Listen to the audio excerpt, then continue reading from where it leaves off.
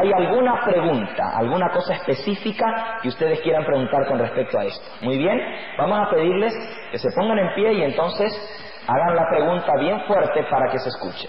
Hermana.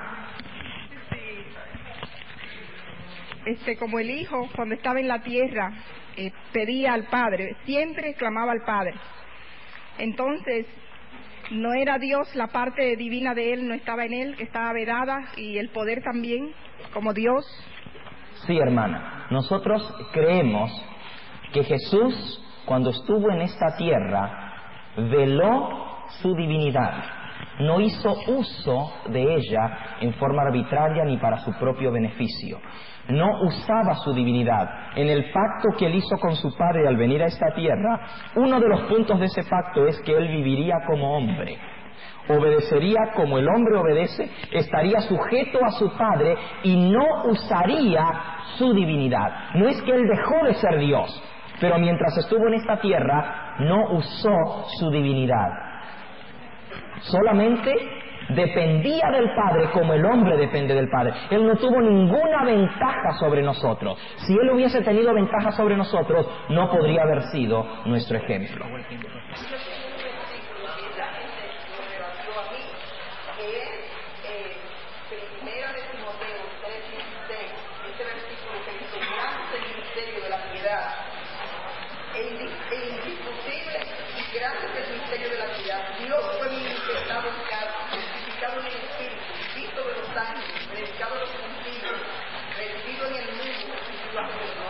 Sí.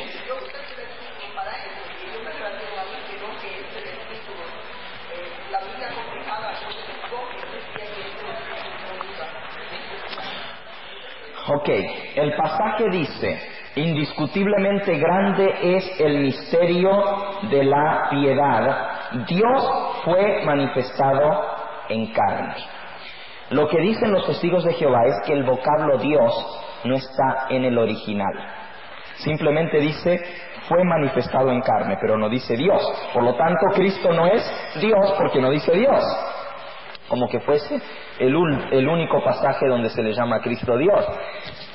Es verdad que en algunos originales no está. ¿Ok? En algunos originales no está. Depende cuál original usted use.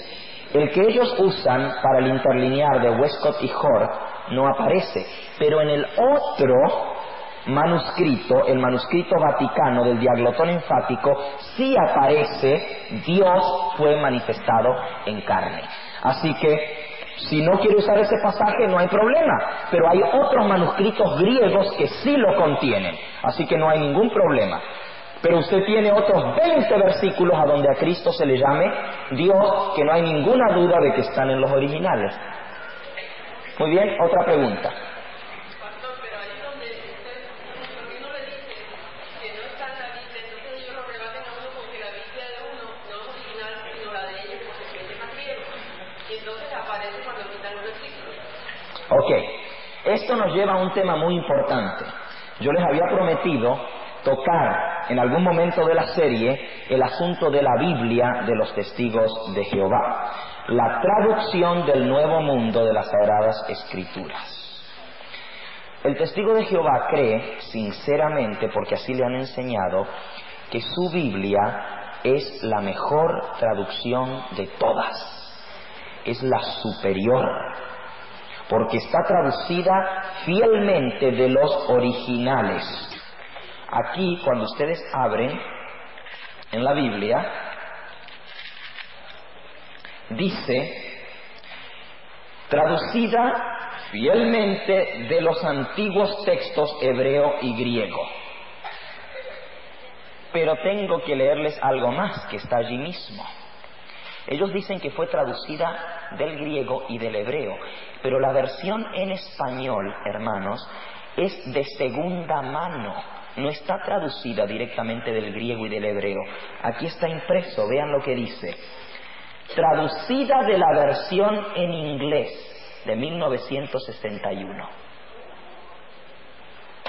O sea que la Biblia en inglés que ellos publicaron, dicen que fue traducida de los originales griego y hebreo. Pero esta en español no está traducida de los originales griegos y hebreos, está traducida del inglés. O sea que ellos primero tradujeron la Biblia en inglés y luego del inglés la pasaron al español. Esa es una Biblia de segunda mano. Si ustedes buscan sus Biblias, verán, las Biblias antiguas, las católicas, estaban traducidas no del original en griego y en hebreo, sino del latín. Y ellos decían, ¿ven? No es una Biblia del original, es del latín, porque eran traducidas de la Vulgata latina. Pero las Biblias que nosotros tenemos hoy en día, la versión moderna, la versión Valera del 77, Valera antigua, todas están traducidas de los manuscritos griego y hebreo, no del latín. Así que son tan buenas, por así decirlo, como la de ellos en lo que a traducción del hebreo y griego se refiere. Pero hermanos, si ustedes quieren saber más sobre este tema, yo les voy a recomendar un librito. Aunque no es adventista el librito, es una investigación tremenda.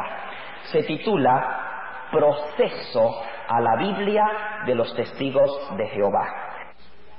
El pastor Gambetta señaló el efecto tan tremendo que se produce en la mente de un testigo de Jehová cuando se le demuestra la falsedad de la mala traducción de su versión. Él ha tenido experiencias con algunos testigos de Jehová y narró la experiencia de uno con las siguientes palabras. Una Biblia cambiada, alterada, una Biblia que ha sido producida para probar una enseñanza, como es esta Biblia, no la puedo respetar, ese es un engaño. Y hermanos, les toma algo tan tremendo a un testigo de Jehová cuando ve que han sido engañados por la sociedad, porque les han hecho creer que es la mejor traducción. Y hermanos, en este libro aparece... Ustedes saben que toda versión de la Biblia, en la primera página dice traducida por fulano de tal, doctor en teología o profesor de griego y hebreo. Siempre aparece el nombre del traductor. Por eso se le llama la Biblia de Torres Amat, la Biblia de Nácar Colunga, la Biblia de Bober Cantera, etcétera, etcétera, según el nombre del traductor. La Biblia de los Testigos de Jehová no tiene nombre del traductor. Y se ha pedido, incluso en una corte aquí en Nueva York, que presenten quiénes fueron los traductores y qué conocimiento del griego y del hebreo tienen. Y finalmente, cuando se presentó el representante de la sociedad, le preguntaron, ¿usted sabe hebreo? Y él dijo que sí. Y el juez aquí en Nueva York le escribió letras en hebreo y le preguntó cuáles son esas letras, y el hombre ni siquiera podía decir cuáles eran las letras en hebreo, y ese fue el traductor de la Biblia de ellos. Y eso está todo en registro aquí en una corte en Nueva York, donde se llevó eso adelante, hermano. No es cuento que yo me estoy inventando, es la realidad. El hombre ni sabía, entonces ¿cómo la tradujo? Pues simplemente copió de otra traducción, y cada vez que venía un versículo que lo querían alterar, pues lo ponían. Y lo que hizo fue modernizar otras versiones. Se sentó con un montón de Biblias, distintas versiones, y lo trató de poner en un lenguaje un poco más moderno de hoy en día.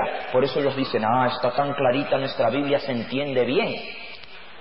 Sí, porque la escribió alguien en nuestra época, 1961, se hizo esta traducción, no como nuestra Biblia Valera, que fue traducida en 1502 y revisada en 1569 y revisada en 1909 y revisada en 1960. ¿Qué son todas esas revisiones de la Biblia? Son simplemente actualizando el texto para que se entienda según el lenguaje de hoy en día, porque un idioma va evolucionando con el tiempo. Por ejemplo, les doy un ejemplo claramente. Antes, la palabra conversación en español quería decir conducta, y hoy en día quiere decir lo que uno habla, conversación. Ustedes leen, por ejemplo, para darles un ejemplo por qué una Biblia tiene que ser revisada. Lean el que tenga la versión de Valera 1909, que busque, o sea, la Valera antigua, no la moderna de 1960. La versión de Valera antigua, Primera de Pedro 3, 1 y 2. Alguien que la lea, que se ponga en pie y me lea ese pasaje. Primera de Pedro 3, 1 y 2, hermanos.